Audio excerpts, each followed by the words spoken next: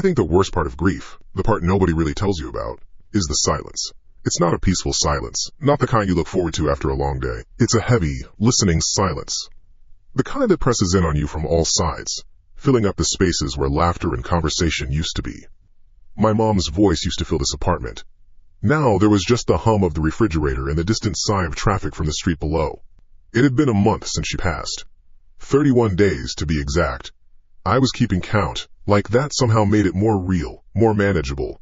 I'd come home from my paralegal job, kick off my shoes, and the silence would just hit me. A physical thing. The apartment was my safe space, but it was also a museum of her. Her favorite chunky knit throw blanket was still folded over the arm of the sofa. The little ceramic bird she'd bought at a flea market was still on the windowsill, gathering a thin layer of dust I couldn't bring myself to wipe away.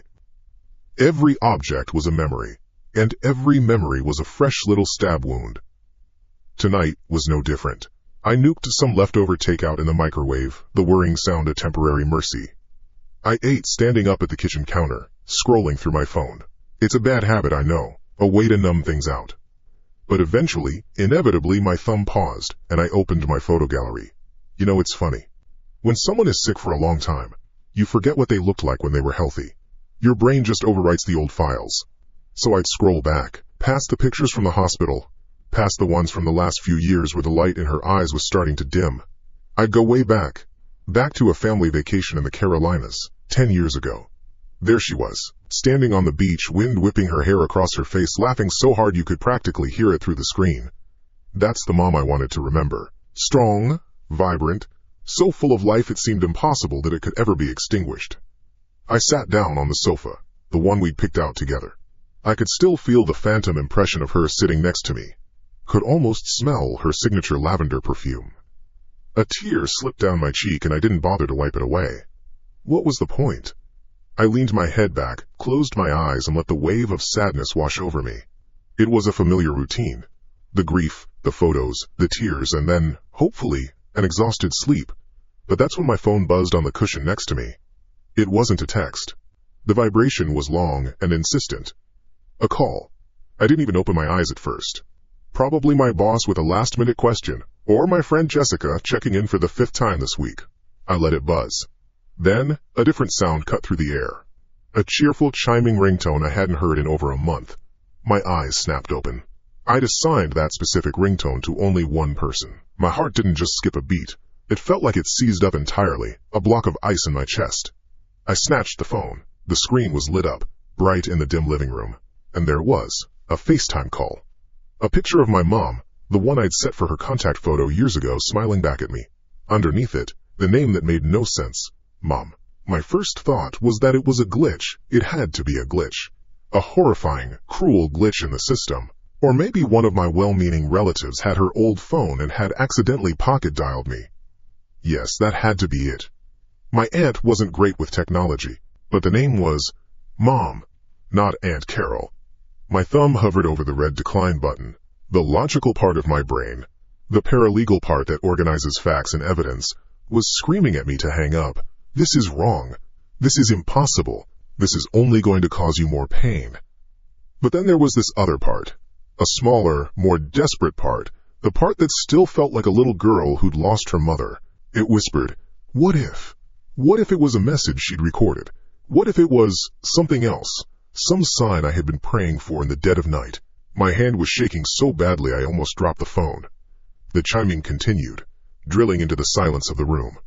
I took a ragged breath, and I pressed the green button. The screen went black for a second, then flickered to life.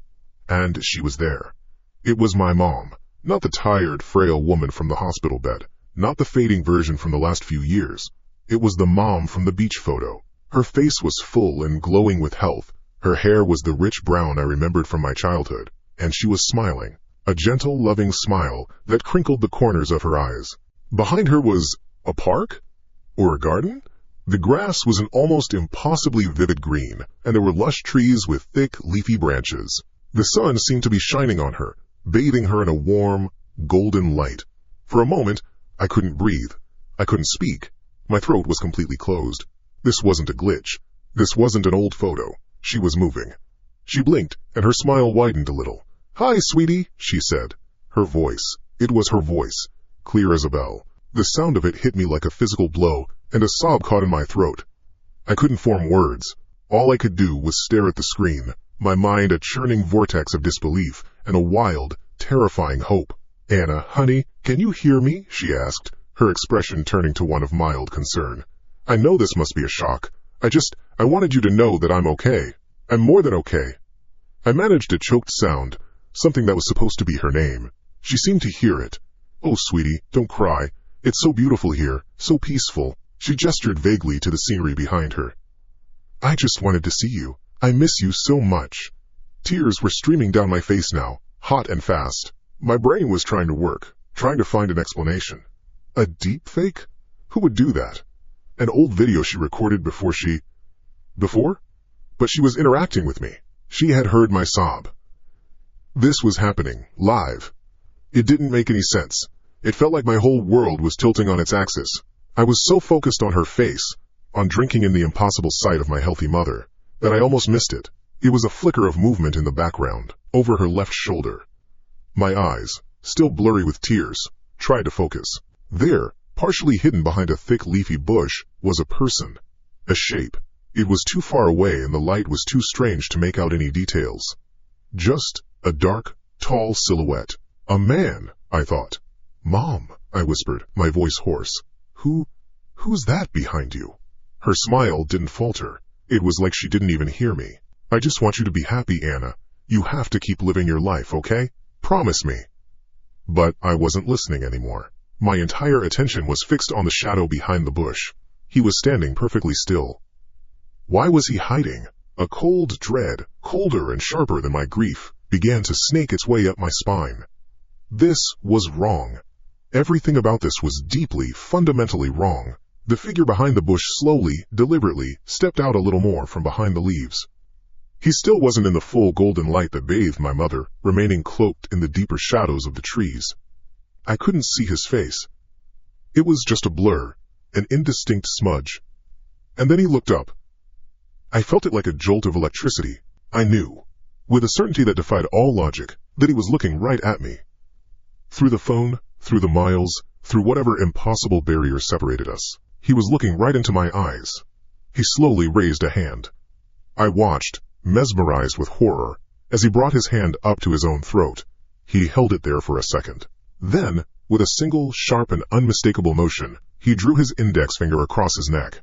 It wasn't a threatening gesture, not aimed at me. It was a signal, a frantic, desperate warning. His posture, even in silhouette, screamed urgency. He didn't move after that. He just stood there, his hand frozen mid-air, his blurred face directed at me. And in the dead silence of my apartment, I heard the message as clearly as if he had screamed it. Hang up now. The spell broke. The impossible dream shattered into a million pieces of sheer terror. My mom was still talking on the screen, her voice a soothing, deadly lullaby about how peaceful everything was, but it was just noise now. My thumb, slick with sweat, fumbled against the screen. I stabbed at the red icon. The screen went black. My mother's face vanished. The beautiful, terrifying garden was gone. The only thing left was my own reflection in the dark glass, my face pale and my eyes wide with a horror I had never known before. The apartment was silent again, but this was a new kind of silence. It wasn't empty anymore. It was watching, waiting. The hum of the refrigerator sounded like a low growl. I sat there, frozen, phone clutched in a death grip, my heart hammering against my ribs like a trapped bird. My breath came in shallow, ragged gasps, and then a sound cut through the silence. It was quiet, but in that room it felt as loud as a gunshot. Ting! On the dark screen of my phone, a new notification lit up. A message preview. From Mom. The ting was so quiet, but it sliced through the new, hostile silence of my apartment like a razor blade. For a second that stretched into an eternity, I didn't move. I just stared at my own wide-eyed, terrified face reflected in the black screen. My knuckles were white from how hard I was gripping the phone. It felt like if I let go, the whole world would fly apart. My thumb, slick with a cold sweat that had nothing to do with the room's temperature, trembled as it moved toward the screen. The message preview was right there, a little white bubble of text under the name that was now the most terrifying word in the English language. Mom, honey, why'd you hang up so suddenly? Is everything okay? Mom's worried about you. I read it once, then a second time. My brain just refused to process it. The words were so normal. So, Mom. It was exactly what she would have texted if we'd had a bad connection and the call had dropped. The casual grammar, the mom's worried, like she was talking about herself in the third person. It was perfect. And that's what made it so monstrous. The hope I'd felt minutes ago, that insane, desperate flicker of hope, was gone. It had been replaced by something icy and solid and heavy in my gut. This wasn't a pre-recorded video. This wasn't some cosmic glitch in the Matrix. A recording doesn't ask you why you just hung up. A ghost doesn't text. This was a person. A living, breathing person was on the other end of that line. Someone had faked my mother's voice, her face, her mannerisms. Someone had created that impossible, beautiful garden. And someone had watched me, through my own phone, as I reacted. They saw me cry. And they saw me hang up. The realization hit me so hard I felt dizzy. I leaned forward, putting my head between my knees, trying to take a deep breath, but my lungs wouldn't cooperate. They felt tight and small. Who would do this? Why? The man in the background. The signal. He was part of it. He had to be. Was he the one in control? Or was he a victim too? My mind was a scramble of questions that had no answers. After a few minutes, I managed to sit up. The apartment, my safe space, suddenly felt like a glass box. I felt exposed. Watched. The silence wasn't just empty anymore, it was listening. I got up on shaky legs, my phone still clutched in my hand, and walked to the front door. I checked the deadbolt. It was locked. I twisted it, unlocked it, and locked it again. Just to hear the satisfying, solid thunk. One lock didn't feel like enough. I slid the chain across. Its metallic rattle loud in the quiet. Then I went to the sliding glass door that led to the small balcony. I checked the lock on that too. Then I drew the thick blackout curtains, plunging the living room into near total darkness. It didn't help. The feeling of being watched was on the inside now. I didn't sleep that night. Not really. I lay in bed, staring at the ceiling, my phone on the nightstand beside me, face down. Every creak of the building settling, every distant siren, every hum from the refrigerator made my heart leap into my throat. I kept replaying the call in my head. My mother's smile, the serene garden, and the dark figure, desperately trying to warn me. I tried to be logical. The paralegal in me desperately needed facts. The most likely scenario, the only one that made any rational sense, was that my mom's accounts had been hacked. Her iCloud, maybe. They would have access to her photos, her videos, her contacts. They could use that to create a deepfake. It was a sophisticated, cruel, disgusting prank. A new kind of identity theft aimed at the grieving. It had to be that. It was either that, or I was losing my mind. And frankly, the sick prank was the better option. But who? And why me? We weren't wealthy. My mom was a librarian. I'm a paralegal. There was no fortune to inherit. There was nothing to gain, except the sick satisfaction of terrorizing someone who had just lost everything. The next morning, I looked like I'd been in a fight and lost. There were dark circles under my eyes and my hands were still trembling slightly as I tried to make coffee. I considered calling in sick, but the thought of staying alone in the apartment all day was even worse than the thought of going to work. At least at the office there would be people. Noise. Distraction. I was wrong. The city, which usually felt anonymous and comforting, felt predatory. Every person I passed on the street seemed to be looking at me for a second too long. The man reading a newspaper on the subway, the woman waiting for the crosswalk next to me. Were they watching me? Did they know? My reflection in the bus window looked like a stranger, a haunted, paranoid woman. I felt a constant urge to look over my shoulder. At work, it was impossible to concentrate. I stared at a deposition for 20 minutes, and the words just swam in front of my eyes. My boss, Mr. Davies, asked if I was okay. I think I mumbled something about not sleeping well. He gave me a sympathetic look. He knew about my mom. "Take it easy, Anna," he said. "Grief is a marathon, not a sprint." If only he knew. Around 10 a.m., I couldn't take it anymore. I slipped into an empty conference room, my heart hammering. I needed to know. I pulled out my phone and went to my contacts. I scrolled to Mom. My finger hovered over the call button. I was terrified of what might happen. Would she answer? Would he answer? Rue. I pressed the button. It rang once, twice, 3 times. I held my breath. Each ring felt like a lifetime. It kept ringing, a hollow, empty sound that echoed the hollowness inside me. No one picked up.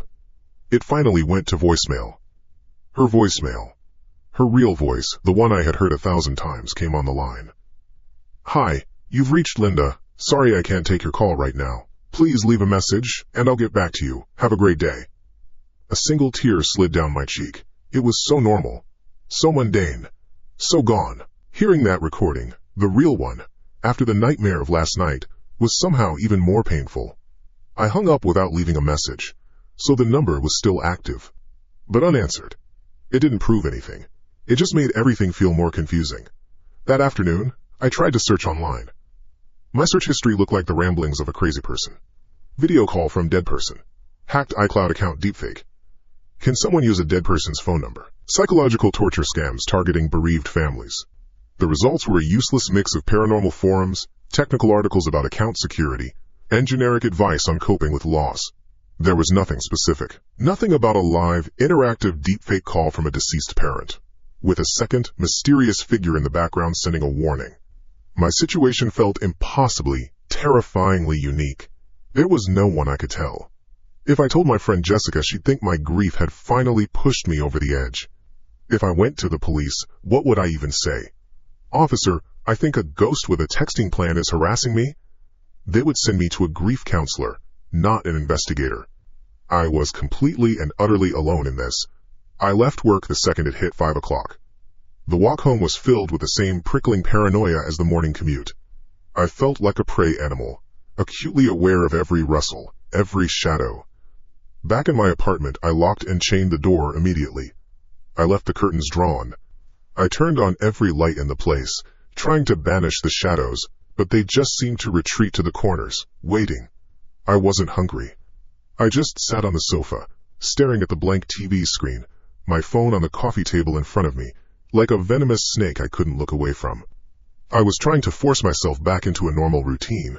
Just get through the evening, don't think about it. But my mind kept circling back to the image of the man drawing his finger across his throat. It wasn't a threat. It was a warning. A desperate, silent scream for help or a signal to save myself. He was on my side. But who was he? And who was he afraid of? Iglialiel. The hours ticked by. 7 o'clock.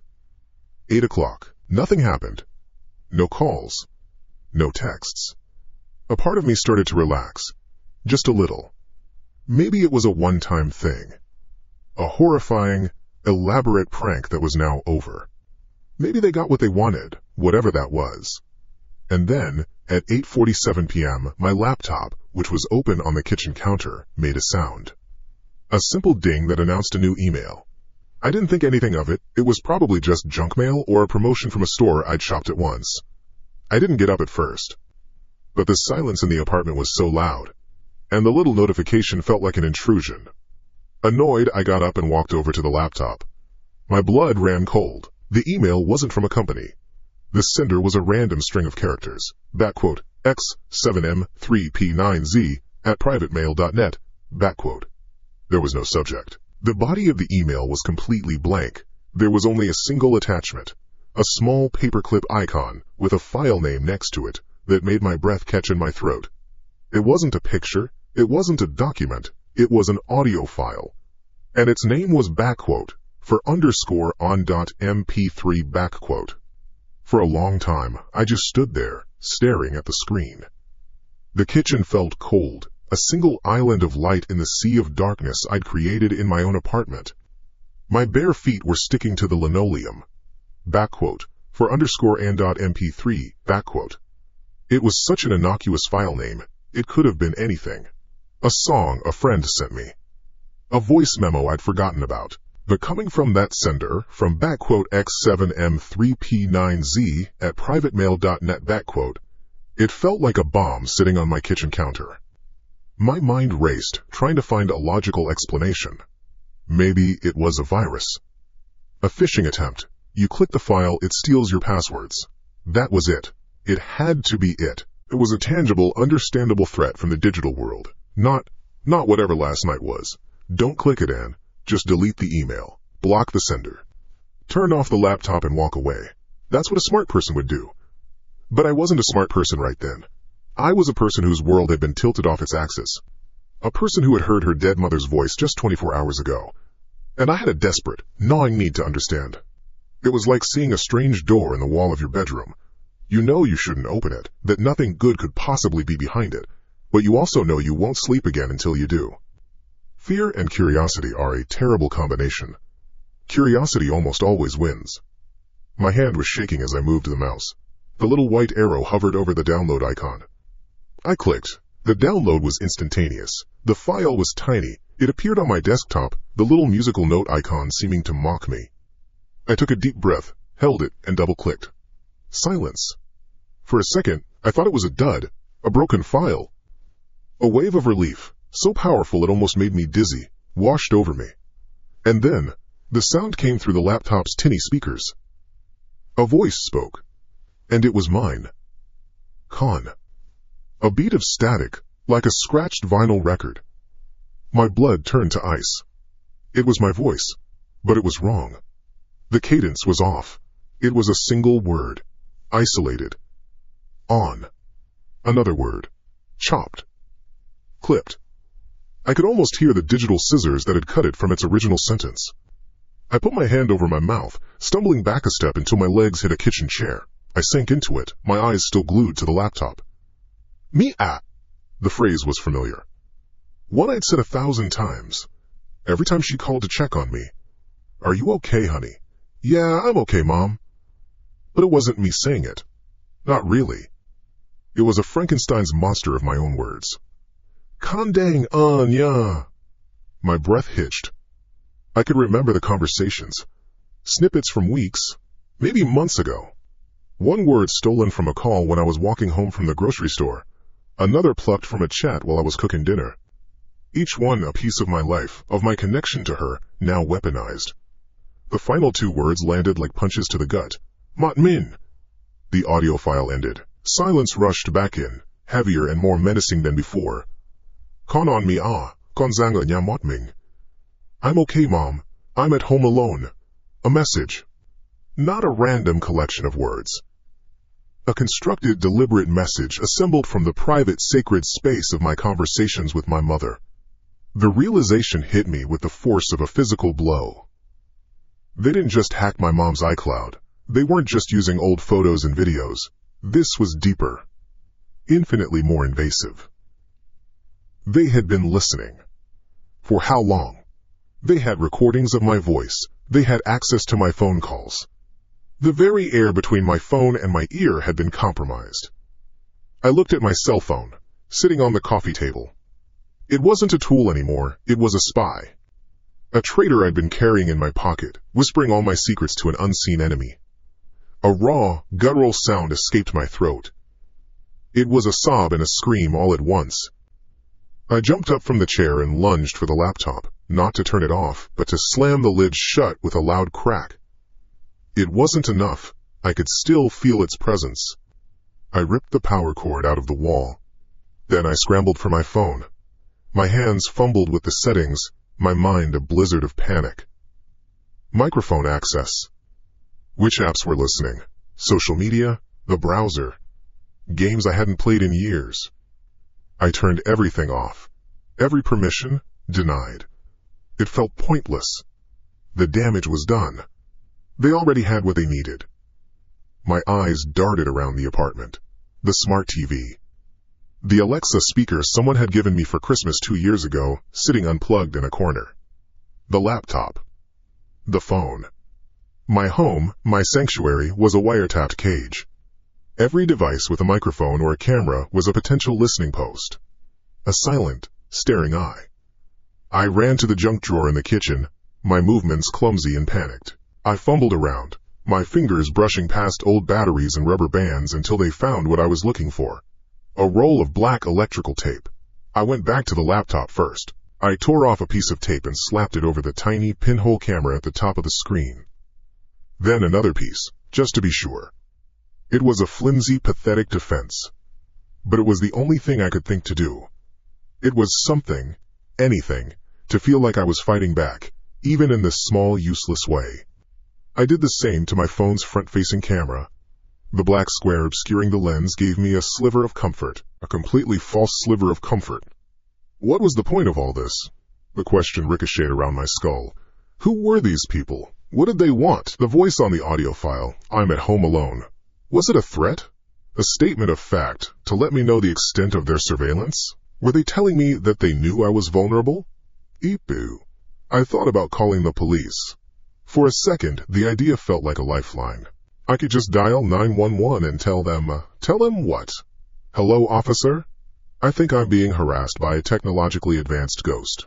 My dead mom called me, and then a hacker sent me an MP3 of my own voice saying I'm alone. No, I haven't been threatened directly. No, they haven't asked for money. Yes, I am grieving. They'd send a wellness check. They'd think I was crazy, that my grief had finally curdled into psychosis. I would be a case file. A sad story, not a victim of a crime they could even begin to comprehend. I felt so stupidly, hopelessly alone. There was no one I could tell, no one who would believe me. The night wore on. I didn't turn the lights off. I sat on the sofa, wrapped in a blanket, my back pressed into the corner so I could see the whole room, including the front door and the balcony. I didn't watch TV. I didn't read. I just sat there and listened to the sounds of the building, trying to distinguish the normal groans of the pipes and the hum of the air conditioner from something else. Something that didn't belong. Every floorboard creak from the apartment above was a footstep. Every siren in the distance was for me. I was living in a new reality now, one where I was the main character in a horror movie I didn't understand the plot of. I must have drifted off at some point, a fitful, dreamless sleep born of pure exhaustion. I woke up with a jolt, my neck stiff. The apartment was still bright with artificial light, but a glance at the oven clock told me it was 2:17 a.m., the deepest, quietest part of the night. And then it happened. The silence was shattered by my phone ringing. It wasn't a normal ringtone. I had assigned a specific one to my mom years ago, a cheerful, upbeat song she loved. Hearing it now, in the dead of night, was the most terrifying sound I had ever heard. The phone was on the coffee table, a few feet away. The screen lit up the dark room. Mom. The name glowed, an impossible beacon of horror. I didn't even think. I reacted. With a cry, I kicked out, not at the phone itself, but at the edge of the coffee table. It was a clumsy, panicked motion. The table skittered on the hardwood floor, and the phone went flying, clattering against the leg of a bookshelf before landing face down on the rug. The cheerful music cut off abruptly. The silence that followed was deafening. My heart was a frantic drum against my ribs. I stared at the dark rectangle of the phone on the floor, panting. Did they hear that? Did they know I was awake? Did they know I had just thrown my phone across the room in terror? For a full minute, nothing happened. I stayed completely still, listening, waiting. Then, a soft buzz came from the floor. The screen lit up again. A notification. My whole body went rigid. I knew I shouldn't look. I knew whatever it was would be worse. It would be another escalation. Another turn of the screw. But I couldn't stop myself. Slowly, as if moving through water, I slid off the sofa and onto my hands and knees. I crawled across the floor, my breath held tight in my chest. My hand, trembling violently, reached out and turned the phone over. The lock screen was illuminated. A new message had arrived. From her number. It wasn't a string of text. There were no words asking why I didn't answer. It was a picture, a blurry photograph, taken in low light, a picture of me. Asleep on the sofa, just moments ago, my head slumped at an awkward angle, my mouth slightly open. It was taken through my own curtains, from the dark window of the apartment building across the street. My breath caught in my throat, a dry, rasping sound in the silent apartment. My hand, the one holding the phone, was trembling so violently the image on the screen swam in and out of focus. It didn't matter. The picture was burned into my brain. It was me, asleep on the sofa, mouth agape, head lolled to one side against a cushion. It was a picture of utter vulnerability, a picture that could have only been taken a few minutes ago. The angle was from outside, through the sheer curtains I never bothered to replace, the ones that came with the apartment. It was taken from the dark. It was taken from the building across the street. My brain just kind of short-circuited. For a solid 10 seconds, I did nothing but stare, trying to find a logical flaw. A reflection? A Photoshop job? An old photo I'd forgotten about. But I knew I had been sitting exactly like that. The blanket was rumpled in the same pattern, the remote control was on the floor right where I'd kicked it. This was real. This was happening right now. A wave of cold, primal fear washed over me, so intense it felt like nausea. I didn't scream. The sound was trapped somewhere behind my ribs. I scrambled backwards on my hands and knees, crab-walking away from the phone as if it were a venomous snake. My back hit the wall with a dull thud. I pulled my knees to my chest, my eyes darting frantically towards the large, dark rectangle of the living room window. They could see me. Right now. They could see me cowering on the floor. My first thought was to turn off the lights. A stupid, childish impulse, as if they didn't have a camera that could see in the dark, but it was all I could think to do. I couldn't get up, couldn't bring myself to cross the open space of the room. I was pinned down by an invisible sniper's scope. I sat there, paralyzed, for what felt like an hour.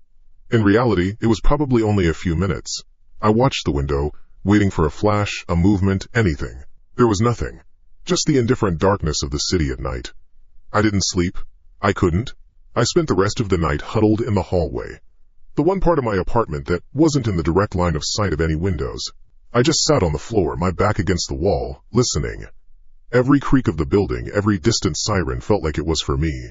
I was waiting for the next step, the next escalation. But nothing came. The phone remained silent on the living room floor. When the gray light of dawn finally started to filter in, it didn't bring relief. It just meant the world was waking up, and I had to pretend to be a part of it. The idea of calling the police came back to me, stronger this time. But the words still wouldn't form. Hello? Someone sent me a photo of myself sleeping. It came from my dead mom's phone number. I sounded like a lunatic, even in my own head. They would take a report, tell me to block the number, and leave. And the person watching me from the building across the street would know I had called the police. That thought was more terrifying than anything else. The thing is, you can't just stop living. You have to go to work. You have to pay rent. So I did the only thing I could. I got up, I took a shower with the lights off, and I got dressed in the walk-in closet.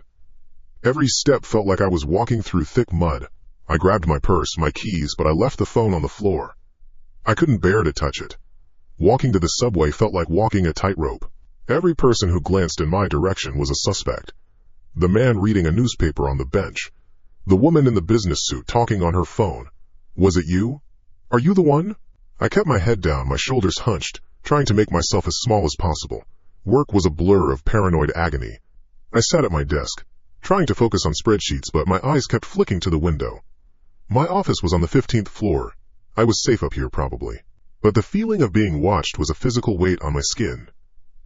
Around noon, my coworker Sarah asked if I wanted to grab lunch from the cafe downstairs. I wanted to say no, to stay locked in the relative safety of the office, but saying no would be weird. It would draw attention. Sure, I mumbled. The cafe was busy. We ordered sandwiches and found a small table by the window. I deliberately sat with my back to the glass. We made small talk. Sarah asked how I was holding up. I gave her the same vague, rehearsed answers I gave everyone. Taking it one day at a time. It's tough. But I'm getting through it. The words felt like ash in my mouth.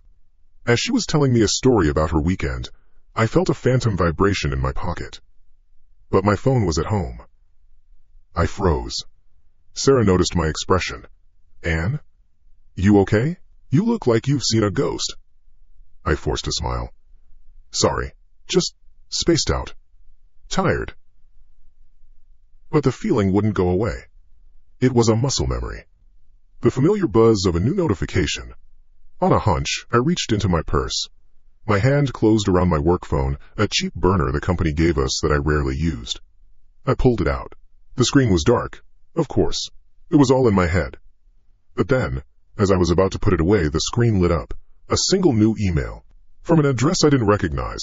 My blood ran cold. It wasn't a work email. It was sent to a private alias I only used for emergencies, an alias that was, I now realized with dawning horror, linked to my personal accounts for recovery purposes. My hands were shaking again. Sarah was still talking, oblivious. Under the cover of the table, I opened the email. There was no subject line, no body text.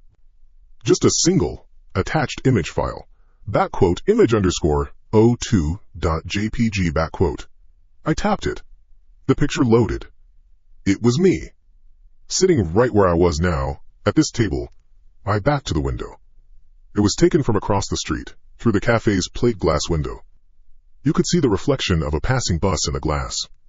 You could see Sarah mid-sentence, her hand gesturing. You could see the side of my face, my expression strained and distant. It was taken seconds ago.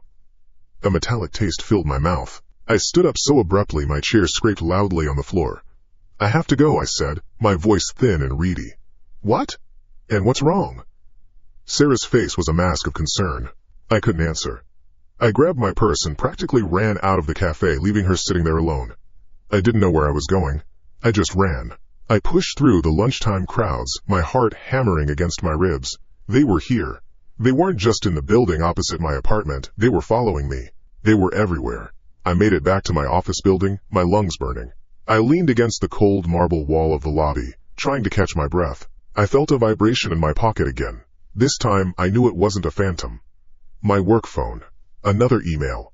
The same sender. I didn't want to look, but I had to. It was like probing a wound.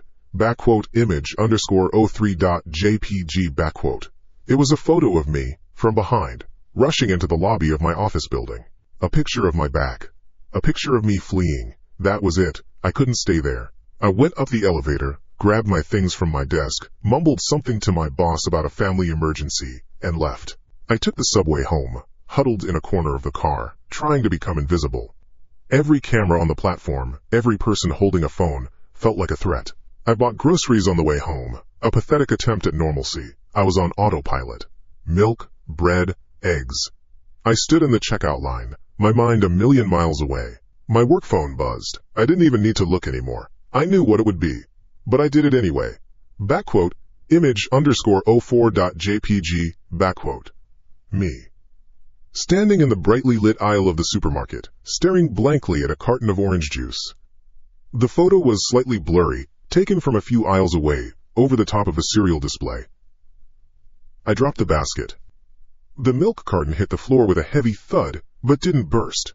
The eggs weren't so lucky. I didn't care. I turned and walked out of the store, leaving the mess behind me. Back in my apartment, I bolted the door, slid the chain across. I felt like a cornered animal. I went to the living room and finally picked up my personal phone. I had to know. The screen lit up. Missed call mom, missed call mom, missed call mom. One for the cafe, one for the office lobby, one for the supermarket. After each call I didn't take, they sent the picture to my other phone. It was a system. A cruel, terrifyingly efficient system. The sun began to set, painting the sky in shades of orange and purple. The beauty of it felt like a sick joke. I found myself drawn to the balcony door. I knew I shouldn't. I knew it was the most exposed part of my apartment. But I had to see. I had to look at the place where my tormentor was hiding. I slid the glass door open a crack and stepped out. The evening air was cool. I wrapped my arms around myself, my eyes scanning the imposing facade of the residential tower across the street. It was a mirror image of my own building. 100 windows, 100 potential hiding places. Most were dark. A few glowed with the warm light of television sets or lamps. Which one was it? Which window held the person who was systematically dismantling my life? I stood there for a full minute just staring. A fool, standing on a balcony, making myself a perfect target. My personal phone, which I was clutching in my hand, rang.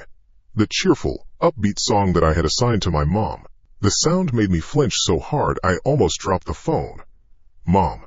I stared at the name, my thumb hovering over the red decline button. My whole body screamed at me to press it, to throw the phone off the balcony, to smash it to pieces. I let it ring, and ring, and ring until it finally went to voicemail. Silence. A soft buzz. A new message. From her number. My heart felt like it was going to beat its way out of my chest. I knew what was coming. It was the predictable nature of the terror that made it so much worse. With a hand that felt like it belonged to someone else, I opened it. The picture loaded. It was me, standing on my balcony, looking out. The photo was zoomed in, grainy from the distance, but it was unmistakably me. My hair was slightly blowing in the wind. My shoulders were hunched. It was a picture of me, from their window, taken just moments before. They were watching me. Right now. A panicked gasp escaped my lips. I stumbled back from the railing, back inside my apartment, and slammed the glass door shut. I fumbled with the lock, my fingers clumsy and useless. I yanked the curtains closed, plunging the room into twilight darkness. Outside, the wind began to pick up, rattling the window pane. A low rumble of thunder echoed in the distance. A storm was coming. My eyes were still fixed on the curtains. On the building across the street I could no longer see. I had to know. I crept closer, pulling the fabric aside just a fraction of an inch, creating a tiny peephole. I pressed my eye to the gap, staring into the growing darkness, my breath fogging the cold glass. I scanned the windows opposite me again.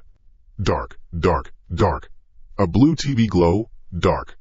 A brilliant, jagged fork of lightning split the sky, illuminating the entire city for a single, stark second. And in that blinding white flash, I saw it. In a window directly across from mine, one that had been pitch black just a moment before, a figure. A silhouette.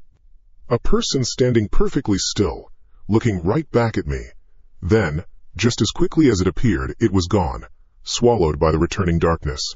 And at that exact moment, the lamp in my living room flickered, once, twice, and died.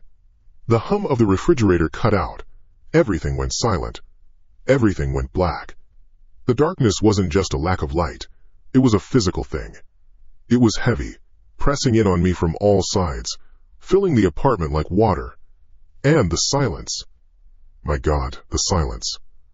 After days of constant, low-level anxiety, of phantom phone vibrations and the hum of electronics, the sudden, total quiet was deafening.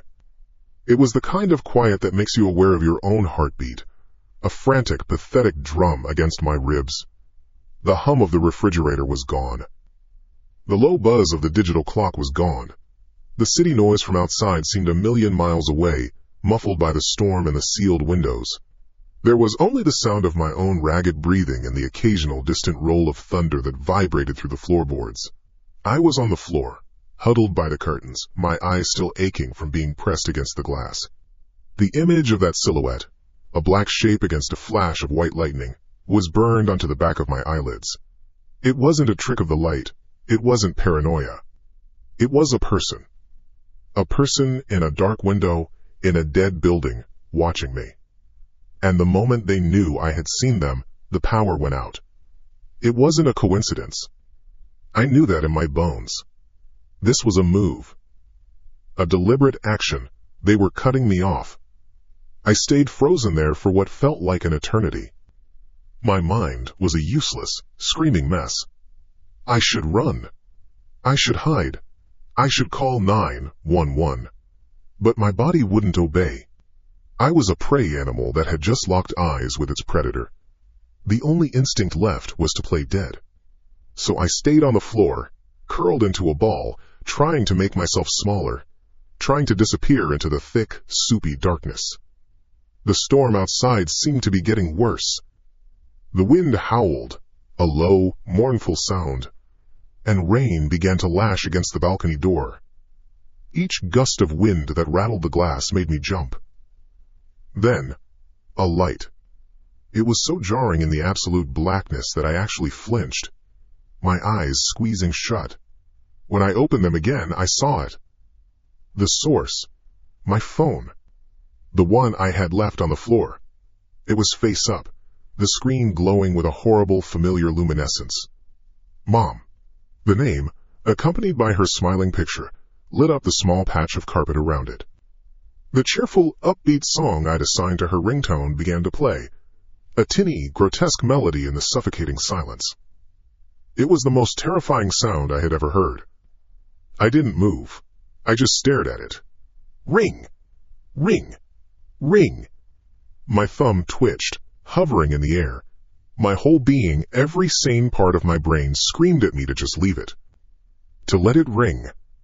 Answering was what they wanted. Ignoring it was the only power I had left. It was a tiny, pathetic act of defiance, but it was mine. I was cowering on the floor in the dark, but I would not answer that call. The song played through once, twice, and then finally cut out, plunging the room back into total darkness. Silence returned, even more profound than before. I let out a breath I didn't realize I'd been holding, a shaky, shuddering gasp. I had won. A small, meaningless victory, but I had won. I waited for the inevitable picture. The photo of me, huddled on the floor in the dark, illuminated for a moment by the phone's screen. It would come to my work phone. I knew the pattern. I braced myself for the buzz from my purse across the room. But it didn't come.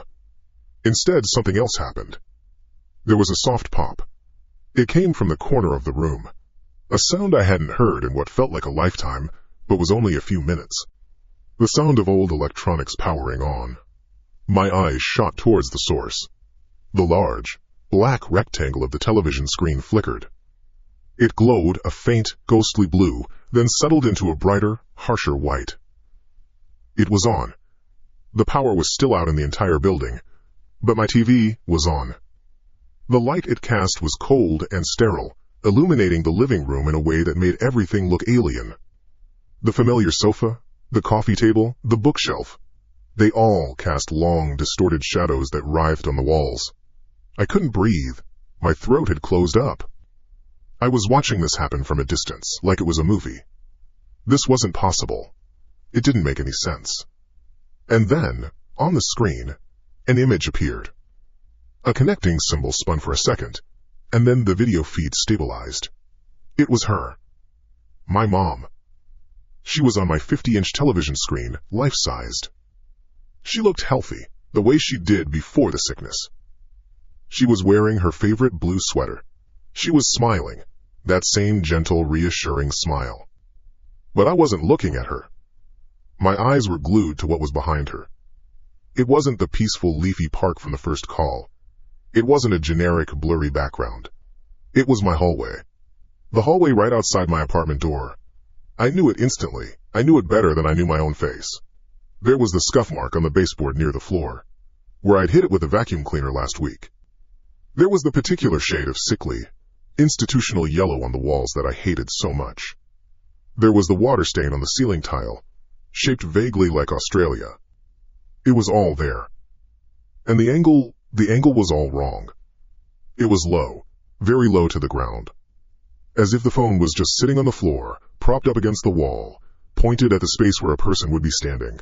My mind just kind of shut down. It refused to process the information.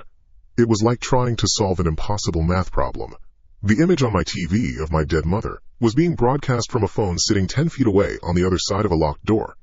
The two realities could not exist at the same time, yet they were. Then, her voice. It didn't come from the phone this time. It came from the television's surround sound speakers, deep and resonant, filling the entire room. But something was wrong with it. It had her words, her cadence, but it was flat, hollow. There was a weird, digital echo to it, like a bad voice synthesis program. It was the uncanny valley in audio form. "I'm here to see you, Anne," the voice from the TV said, the smile on the screen never faltering. "It's cold out here in the hall." My blood turned to ice water. I couldn't move. I couldn't scream. My entire world had been reduced to the glowing screen and that awful synthetic voice. "Let me in, honey." The figure on the screen, the deepfake of my mother, tilted its head slightly. An unnaturally smooth robotic movement. "Open the door for me, Anne." The words hung in the air, amplified, inescapable. It wasn't a request. It was a command. A threat wrapped in the guise of love. And in that split second of dead air, after the voice stopped, as I stared, paralyzed, at the image of my mother supposedly standing in my hallway, cock, a sound. A real sound. It didn't come from the speakers. It came from the front door. Loud, hard, impatient. A physical, solid knocking that vibrated through the floor and up my spine. It was perfectly timed, a visceral punchline to the horror playing out on the television. The digital threat had just crossed the threshold into the physical world. They weren't just on the screen anymore. They were here. They were outside my door, knocking. The knocking was real. It wasn't a sound effect from the speakers. It was solid. Physical impacts against the wood of my front door, each one a hammer blow to my heart. On the 50-inch TV, my mother's face, a perfect digital mask, kept smiling, her mouth still forming the words, "Open the door for me, Anne." The contrast, the sheer impossibility of it, broke something in my brain. The fear circuit overloaded, and for a split second there was nothing. Just a silent, white void. Cock. Cock, cock. This time it was faster, angrier. Less of a knock, and more of a slam. They were losing patience. And that's when my mind came back online. It wasn't courage. It wasn't a sudden surge of strength. It was pure, distilled animal instinct. The part of the brain that doesn't think, doesn't feel. It just acts. The prey animal that realizes playing dead isn't working, and has one last, desperate chance to bolt. My eyes darted away from the television, from that smiling, monstrous face. They scanned the room, the familiar space, now a cold alien landscape in the TV's sterile glow. Sofa, coffee table, bookshelf, door. And next to the door, a small red box. The manual fire alarm. I'd seen it 1,000 times, a forgotten piece of building code compliance. It had a little white lever you were supposed to pull down. I didn't run for the door.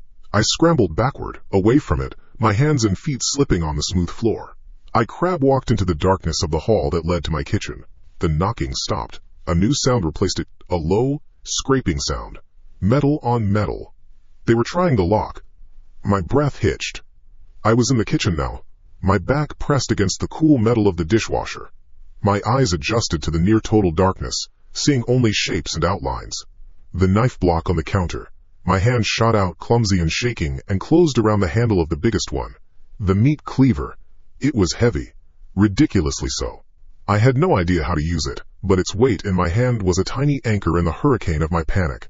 I peered around the corner, back into the living room. The TV was still on, still showing my mother, still smiling from her vantage point in my hallway. But now, through the TV speakers, I could hear the scraping sound, amplified.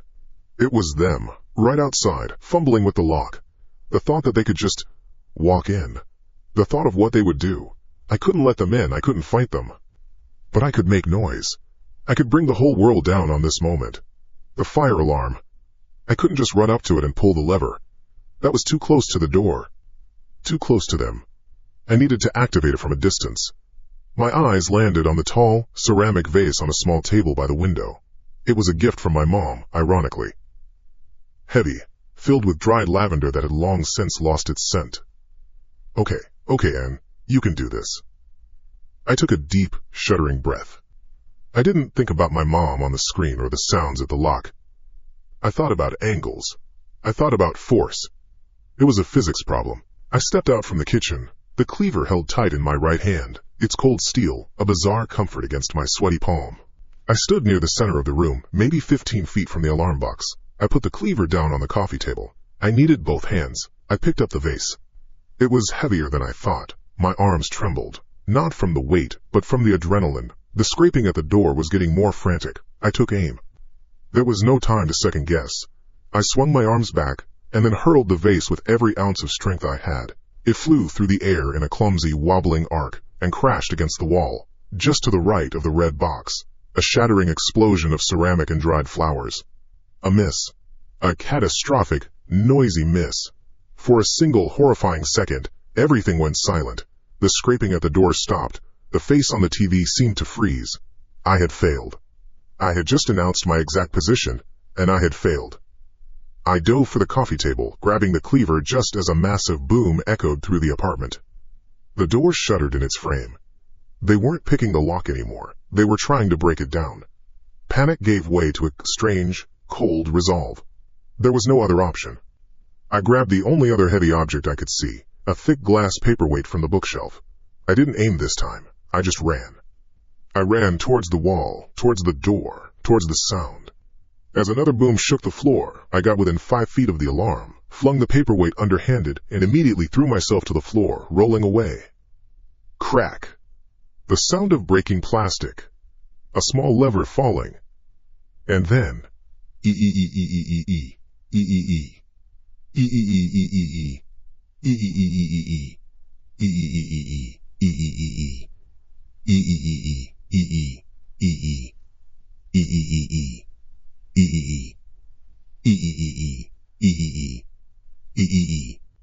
The noise was apocalyptic. It wasn't just loud. It was a physical force. A high-frequency shriek that vibrated in my teeth and pounded against my skull. It was the most beautiful sound I had ever heard. The strobe light connected to it began to flash, plunging the room into frantic, disorienting strobes of red and white. My TV screen, with my mother's face on it, was just one of the flashing images in the chaos. The pounding on the door stopped instantly. In the brief pause between the shrieks of the alarm, I heard it. Hasty. Panicked. The sound of running shoes on the linoleum of the hallway, getting fainter and fainter. They were running. They were gone. The alarm continued to scream. Red. White. Red. White. The face on the TV flickered and then went black. The power hadn't come back on. It was just off. I was alone, in the strobing, screaming dark. I just sat there, in the middle of the floor, clutching the meat cleaver, and started to sob. It wasn't a sad cry. It was a raw, guttural release of every shred of terror I'd been holding back. Minutes later, or maybe it was an hour, I don't know, I heard new sounds. Shouting. The heavy thud of an axe against the door. But this time, I wasn't scared. I just stayed on the floor until the lock splintered and the door flew open, revealing 2 building security guards and a handful of my neighbors, their faces etched with concern and confusion. They found me there, a shaking wreck on a floor littered with broken ceramic and dried lavender, illuminated by the flashing red lights, still holding a cleaver. A few weeks later, I was sitting in a small, windowless room that smelled of stale coffee and disinfectant. The air was cold. Across the metal table, a detective named Miller sat, looking at me with tired, patient eyes. He was a kind man, I think. He spoke softly. "We got the man," he said, his voice gentle. "A whole crew, very sophisticated. They were targeting families who had recently lost someone. They'd get access to their cloud accounts, their social media, everything. They'd use deepfake tech to create the videos, then monitor the target. The goal varied. Sometimes it was wiring money to an offshore account. Sometimes," he hesitated, "sometimes it was about getting the person to open the door." I just nodded, my hands wrapped around a styrofoam cup of water I hadn't touched. I knew what came after opening the door. I didn't need him to say it.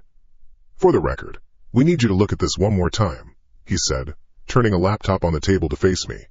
"This is the first call you received. We just need a verbal confirmation for the report." On the screen was the video that had started it all. My mom, looking healthy and happy in that park. The sight of her still sent a pang through my chest, a mixture of love and now, a profound sense of violation. "That's her," I whispered, my voice hoarse. "That's the video." "I know this is difficult," Detective Miller said, his eyes on the screen. He used his finger on the trackpad to pause the video. "We were going through the evidence, frame by frame, and the person in the background, the one who signaled to you." My breath caught in my throat. I looked at the screen. He was right. The image was grainy, distorted, but there was a figure there, half hidden behind a tree. The figure whose simple, life-saving gesture, a finger across the throat, had been my first clue that something was wrong. Detective Miller leaned in, squinting at the laptop. He used the trackpad to zoom in, the pixels blooming into a blurry mosaic. Even so, you could make out a vague shape. A man. "This is probably a stretch," he said, more to himself than to me. "But the thing about these scumbags is they were lazy. They pulled all the image data they could from your mother's cloud storage to build the deepfakes. We think they used another photo from your family albums to create the background characters, just to make the scene look populated." He looked up from the screen and met my eyes. His own were filled with a kind of clinical pity. "The thing is, this person looks familiar. We ran the image against the family photos we have from your file, and there's a strong resemblance. Anne, is this your father?" The air left my lungs. The entire room, The stale coffee smell, the humming of the laptop, the detective's patient face, it all just dissolved into static. I stared at the blurry shape on the screen, the man whose silent warning had saved my life. My father died in a car crash 5 years before my mother even got sick.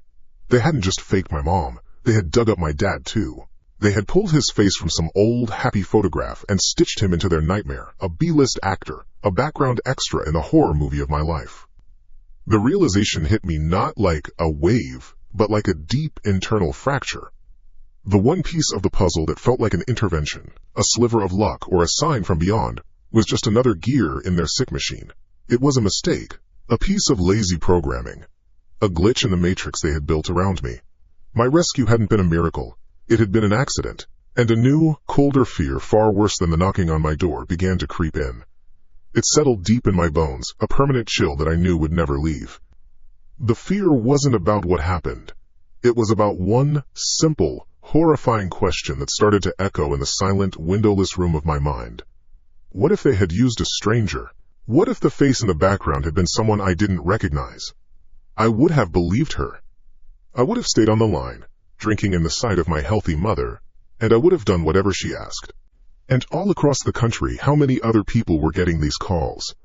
How many other people were seeing their lost loved ones, smiling and happy, beckoning them from a peaceful place, with no one standing in the background to tell them to hang up?